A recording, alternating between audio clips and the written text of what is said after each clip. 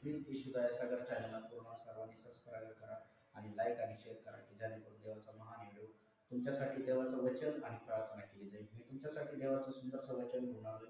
मत्ती शुभवर्तमान याचा 18वा अध्याय आणि त्यातलं 12 वचन सांगतं, हरवलेल्या मेंढराविषयी दृष्टांत.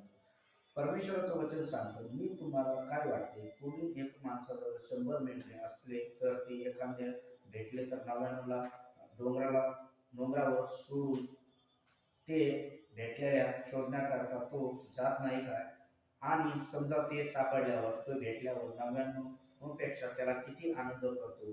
असे मी तुम्हाला खचित सांगतो, असा कोणी लहानातील एकाचा नाश व्हावा अशी अशी तुमच्या स्वर्गीय पित्याची इच्छा नाही. जसं परमेश्वराचं वचन सांगतं, जसं आपल्याकडे शाळा मेंढरं असतात, आपलं जर एक मेंढर हरवलं 10 पैकी किंवा 100 पैकी आपण त्या 99ला सोडतो आणि दुसऱ्याला बघायला जातो. ज्यावेळेस बघतो त्यावेळेस किती आनंद करतो. ज्यावेळेस आपल्याकडे समजा 10 रुपये असतील आणि 10 रुपयातले समजा आपल्याला 1 रुपया हरवला असतो आणि ज्यावेळेस हरवतो 1 रुपया, तर त्यावेळेस आपण त्याला शोधतो आणि तो भेटल्यावर आपण किती आनंद करतो, कारण की माझा हरवलेला रुपया भेटला. तसंच परमेश्वराचं वचन सांगतं, आज प्रभू येशू सर्व हरवलेल्या मेंढरांना शोधायला आले. तुम्ही देवात आला देवाला आनंद आहे, पण जे देवापासून भटकले देवापासून दूर आहे, देव देखील त्यांना शोधतो आणि देव म्हणतो त्यांच्या शोधायचा अंतःकरण तुमच्या आमच्या रागात घालतो. म्हणून प्लीज हरवलेल्या मेंढराविषयी देखील प्रार्थनेत आठवण ठेवा. जे मेंढर हरवले ते देवाच्या राज्यात यावं यासाठी तुम्ही प्रार्थना करा, कारण ते प्रार्थनाचे एकमात्र हत्यार आहे की ते सर्व बंधनं तोडतं.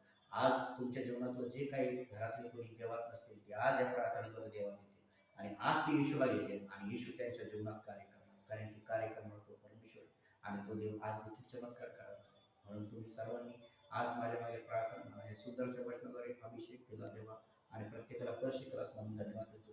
पवित्र देव म्हणा, प्रभू येशू माझ्या पापाची मला क्षमा करा, माझ्या जीवनात या, माझ्या घरात या, माझ्या परिस्थितीत या. जसं आजच्या वचनाप्रमाणे तुम्ही बोललात बाप्पा की हरवलेल्या मेंढर तुम्ही शोधायला आला, तर बाप्पा आमच्या घरातले या परिवारातल्या घरातले याच्या घरातले जे कोणी येशूकडे नाही त्यांना येशू घेऊन ये, त्यांना येशू कळून दे आणि तुझा गौरव घे. आता या सर्व लेकरांसाठी मी प्रार्थना करतो, आपण जिथे जिथं प्रत्येकाला स्पर्श कर. माझ्या जीवनात ख्रिस्ता प्रत्येकाचा जीवात्मा शरीर तुझ्या पवित्र रक्तात समर्पित करतो. बाप्पा मी दहेज कुपन हल्लीचं सामान ठेवू त्यांच्या प्रत्येकाच्या जीवनात ते बंधनं आळगडण दृष्टपण शारीरिक रोग आहे, सर्दी ताप खोकला बॅटऱ्या हात दुखणं पोट दुखणं दृष्टपण कॅन्सर टीबी याच्या येशूच्याच नावातून मी फायर असतो.